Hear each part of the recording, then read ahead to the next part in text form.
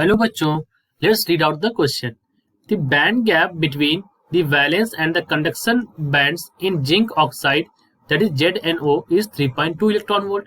Suppose an electron in the conduction band combines with the hole in the valence band and the excess energy is released in the form of electromagnetic radiation, right? Find the maximum wavelength that can be emitted in this process. Okay, so the key point that in the question is, the key point it is that valence band and conduction band are the band in the energy, are the energy bands. So energy bands are of two types.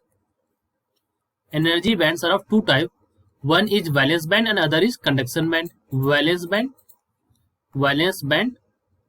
and the other one is conduction band. Okay, so electron जो होता है वो यहाँ valence band से conduction band की तरफ जाता है जब हम इसको एनर्जी देते हैं। वह क्या है कि एक इलेक्ट्रॉन जो है कंडक्शन बैंड ने वो किससे कंबाइन हो गया है। कंडक्शन बैंड का एक इलेक्ट्रॉन जो है, मान लीजिए हमारा कंडक्शन बैंड है, यहाँ पर इसमें कई सारे इलेक्ट्रॉन है और इसका एक इलेक्ट्रॉन जो है वो हमारा किससे कंबाइन हो गया है, यहाँ पर एक वैलेंस बैंड के इलेक्ट्रॉन से यहाँ पर इस कंबाइन हो गया है और इस कॉम्बिनेशन से एक एनर्जी जो है वो रिलीज हो गई है। ठीक है, जो एनर्जी रिलीज होती है वो किसके फॉर्म रिलीज होती है, एचन्यू के फॉर्म रिलीज होती है। तो हमें पता है कि बैंड गैप कितना दे रखा है, इनके बीच में जो गैप है उसको हम बैंड गैप के रूप में जानते हैं और वो बैंड गैप है 3.2 इलेक्ट्रॉन वोल्ट, यानी कि जो एनर्जी रिलीज हुई है वो बैंड गैप के बराबर होगी, यानी 3.2 electron volt is equal to h nu, क्योंकि ये एनर्जी है हमारी।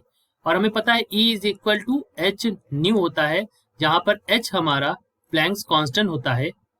H हमारा क्या होता है, प्लैंक्स कांस्टेंट होता है, और C हमारे क्या होती है, C हमारा स्पीड ऑफ लाइट है। C हमारा यहाँ पर स्पीड ऑफ लाइट है।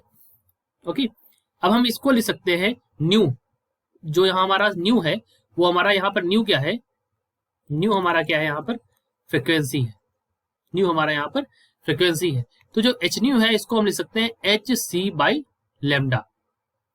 तो सी हमारा जैसे मैंने पहले ही बता दिया आपको स्पीड ऑफ लाइट है, और लेमडा हमारा यहाँ पर क्या है, वेवलेंथ है। हमसे क्वेश्चन में वेवलेंथ के बारे में पूछा गया है, सो हमें पता करना है यहाँ पर वेवलेंथ। तो हम लिख सकते हैं that E is equal to 3.2 electron volt which is equal to h c by lambda.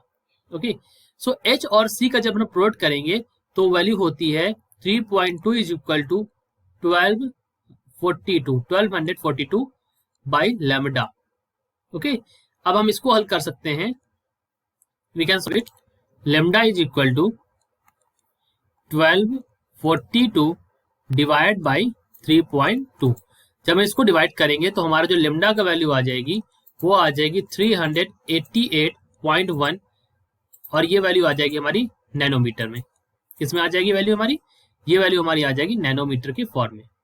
Okay, तो हमारा जो लेमडा का वैल्यू होगा, मैक्सिमम वेवलेंथ होगी, वो हमारी कितनी होगी, 388.1 नैनोमीटर। यही हमारा यहाँ पर आंसर होगा। I hope you understood.